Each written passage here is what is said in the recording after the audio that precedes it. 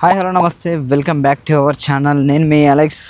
So ఎవరైనా subscribe చేసుకోకుండా ఇప్పుడే సబ్స్క్రైబ్ చేసుకోండి. నన్ను చల్లగా చూడు, నా ఉన్న వాళ్ళని చల్లగా చూడు. అవును, అందరు బాగుండాలి, అందులో మనం ఉండాలి. సూపర్ అమ్మ. ఇప్పుడు ఇక్కడ చాలా మంది నేను చూసిన రాగానే అబ్బాయిలు అమ్మాయిలు జంటలకు వస్తారు కదా, అది తప్పు. ఇప్పుడు మీరే ఉన్నారు ఎగ్జాంపుల్, నా కొడుకువి మనవాడి కొడుకువి. అమ్మ నేను స్కూల్కి పోతున్నా అంటావు, స్కూల్కి పోతున్నావు, అమ్మాయిని తీసుకొని పోతున్నావు. నేనైతే చూడ కదా, నా కొడుకు స్కూల్కి పోయాడు, వాడు ఏం చేస్తున్నాడో ఏందో అన్న ఆలోచన ఉంటది కానీ అమ్మాయిని తీసుకొని షికార్లకు వచ్చిందని నేను అనుకోను కదా. రేపు పొద్దున్నే నువ్వు మగపిల్లోడివి, ఆడపిల్ల విషయం వస్తే కలిసి తిరుగుతూ కడుపు రాకపోతే కలరా వస్తుందా? ఏం మాట్లాడుతున్నావురా, నరాలు కట్ అయిపోయింది. కడుపు వస్తుంది.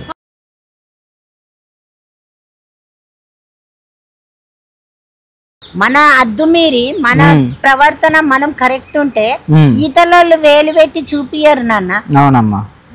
ఈ జనరేషన్ ఇక్కడ నేను మీరే కాదు, నేను ఇక్కడ ఈ నెత్తిలో ఎన్ని ఎంటికలు ఉన్నాయి అంతమందిని చూస్తా. మీరు ఇప్పుడు చూసిందే కొంతమందిని.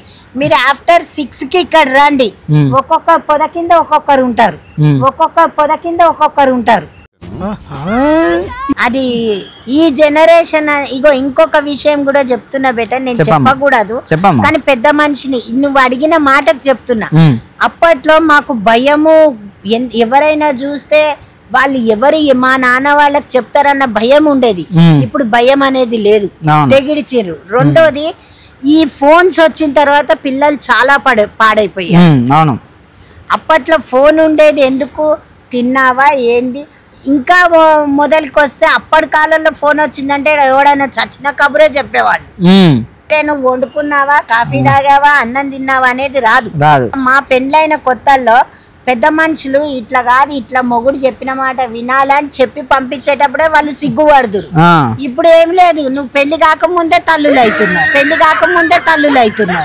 ఫోనే పాడు చేస్తున్నది. ఆవేశాలు ఎక్కువ, ఆలోచనలు తక్కువ. ఇంకొక విషయం, నువ్వు తెగిడిచి తప్పు చేసినప్పుడు తెగిడిచి జీవితాన్ని పిరికితనంగా చచ్చిపోవద్దు. నువ్వు చచ్చి ఏం సాధించవా, అది పోయిందేమో అందుకే చచ్చింది అంటారు. ఆ పోయింది ఎందుకు, ఎవడు మోసం చేశాడు, వాడిని 24 గంటలు ఇప్పుడు నిన్ను కాదని ఇంకోటి కాదని ఇంకోటి ఎంబటి నువ్వు పోతావు. మొగోడివి, నిన్ను కాదనము, కానీ నీకు ఒక గుణపాఠం నేర్పాలే నేను.